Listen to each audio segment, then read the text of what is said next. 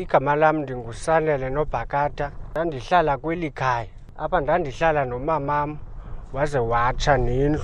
So bendizocela ke umntu onako ukundinceda kuba ndihambe ndihlala kule mizi. Ndiyacela ke umntu ongakwazi ukundinceda. Ndibulele ke kumasipala nakuWard 7 ngokundinceda ngezi zinto, ndibulela kakhulu. Ixesha elingakanani waba kanti awusenalo ikhaya? Inoba iminyaka 5 sisi. Ngoku uhlala phi? Khona umama oye wandinceda. Xa ndihambe kule mizi ndihambe ndicela uncedo, ndihambe ndihlala khona. Ndihlala nomama lo, neento zam zatshela apha ezesikolo. Awusafundi ke ngoku? So andisafundi ke ngoku sisi. Wawufunda bani ngoku akusitsho? Ndandifunda ugrade 12 sisi.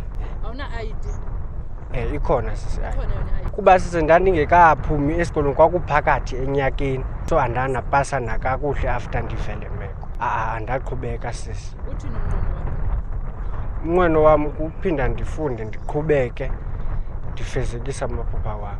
So bendicela ke umntu onokwazi ukundinceda, mhlawumbi ndizamele ke isikolo ndiphinde ndiqhubeke, okanye into enothi ivele noba ngumsebenzi, noba unjani ndizowamamkela okokuba ndizame uvusa eli khaya lam. Umntu onokwazi ukuba andibekele nje oku kwe-structure. Phaa kumama lo undincedayo ndimbulela kakhulu ngokungazenzisiyo, kuba umnqweno wam naye ngaze ndikwazi uphangela ndimvise kamnandi. NdinguNomthunzi MamStemela. Ndihlala apha kulo mzi ongasemva. Ndihlala naye umfana lo. Ndihleli naye emveni kokuswelekelwa kwakhe ngumakhulu wakhe ke ngumamakhe, kuba mamakhe esesweleke ngaphambili. So beswelekelwe ke ngoku ndahlala naye. Kungumntana osebenza ukhutheleyo, akho nto angayikwazi uyenza, akho nto angayisebenza, yonke into iyayenza phaa kwam. Bandibone iziphumo ezi zakhe, ndayiqonda uba utraumatizwe yile meko yakho kwabo kwaso kwatshila umntu ngaphakathi. Hayi bantu bakuthi, ndiyanibulela enje, ndanikhuthaza uba nangoko kwasenzeka isehlo apha kwakugcwele ngohlobo olungathethekiyo. Emveni koko abantu bandisapota ngokumane besizosithuthuzela, besiza nezinto zabo, besiza namacebo. Zange bayeka abantu kuba beseza nangoku nalo mntana bayampha amacebo.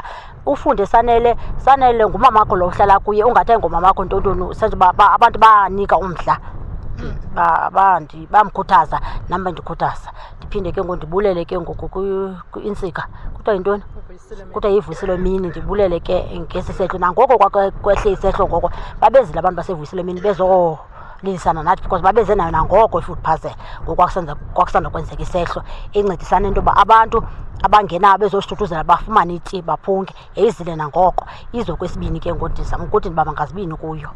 Ndiyacela lizwe lonke jikelele lalapha eSouth Africa, abantu abakwaziyo bethuna lo mntana intliziyo yakhe ijulile, zininzi into afuneka ezenzile. Uyatsho athi, mama, uba kukho indlu ke phaya, bekukho indlu ke ngekhaya, ikho nto engendiyenze ehlobo elithini nolithile. Intliziyo yakhe ijulile, iyafuna ukuzenza into zakho ngoba zininzi into afanele bezenzile. Waswelekela ngutatakhe nomakhulu wakhe noodade bawo bakhe, zininzi into afuneka zenzile. True, oodade bawo bakhe baswelekayo nootata bakhe ezenzile. Qha uthi ke ngoku akukho ndlu, akho shelter. Ndiphathe ukuthi ayisakwenza noba ngamaziko enzele nto, uthi hayi mama masime, kodwa uyakufuna ukwenza into zakho kwabo, uyayifuna indla kwabo ivukile. Kangabe befuna nangoku teni sithi, hayibo mama Pepsika andinawutena na, nditene into uba ukhuthele nditene niske nindithengele amaziko ndibethelele. Sathi ke nakawomeke base uyibuzele nto ngoku sekuleli xesha ngosezongena ihlobo ngoku. Iyawujonga kunyaka ozayo loo nto. Noxolisile, ndingummelwane owam umzi ungaphambili.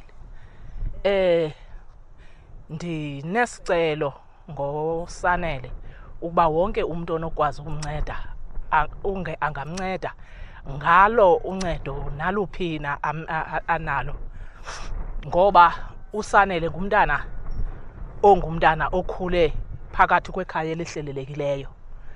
Nokuba ebekhona umakhulu, ebekhona oodadobawo, kodwa ikhaya lona oko lahleleleka. Akukho nto ekuthiwa yinto ebikhe yaba into ebhetere. Kube wesi ke ngoku awube umakhulu eswelekile. Yamgqibezela ke ngoku into yokuba udadobawo aphelele apha, atshele apha, ubomi bakhe babanzima. Kodwa ke wavela umntu owavela wazenza umzali kuye. Naye siyambulela ngaloo nto, ngoba njengoba singabamelwane asikhange sive apha emntaneni into yokuba umphethe kakubi. Futhi nathi njengabantu sebekhe bahlala kule meko akuyo lo mama yokukhulisa, sikwazile ukumnika amanqaku naye wawathatha, futhi nomntana wathobela, ngoba ndiyalithembisa ilizwe, ngoba ngumntana othobekileyo lo, akasoze aliphoxe. Le nto aza kuyinikwa uza kuyiphatha kakuhle. Enkosi. Nanjengoko siselebreyitha le nyanga kaTata uMandela nokuzalwa kwakhe, siye sanephulo siyivuyisile mini umasipala ke lo wethu into kokubana sijonge amakhaya anabantwana abahlelelekileyo, ingakumbi abantwana ababhujelwa ngabazali bashiyeka bebodwa.